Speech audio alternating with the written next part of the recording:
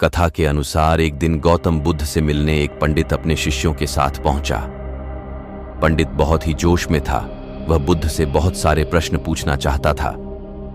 बुद्ध के सामने पहुंचकर पंडित ने कहा कि मुझे आपसे बहुत सारे प्रश्न पूछना है, आप अभी मेरे प्रश्नों के उत्तर दें। बुद्ध ने कहा कि मैं तुम्हारे सभी प्रश्नों के उत्तर दूंगा, लेकिन तुम्हें मेरी एक बात माननी होगी।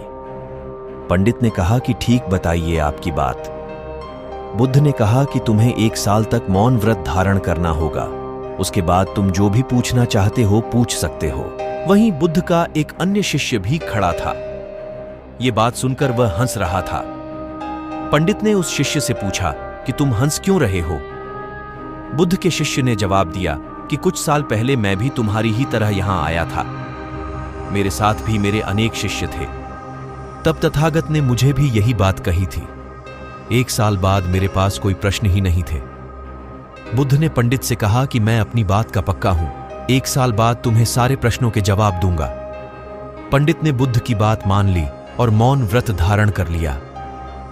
धीरे धीरे वह मौन की वजह से ध्यान में उतरने लगा। उसका मन भी शांत होने लगा। सभी प्रश्न खत्म होने लगे। 1 साल बीत गया। तब बुद्ध ने उससे कहा कि अब तुम अपने प्रश्न मुझसे पूछ सकते हो।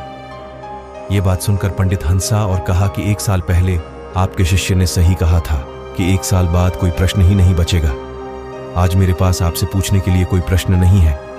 बुद्ध ने कहा कि जब तक किसी व्यक्ति का मन शांत नहीं है, उसके मन में ढेरों प्रश्न उठते रहते हैं, उसकी परेशानियां बनी रहती हैं।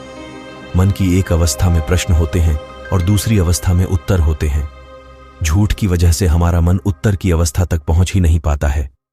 मौन की वजह से हमारा मन दूसरी अवस्था में पहुंच जाता है, जहां हमारे पास उत्तर ही उत्तर होते हैं।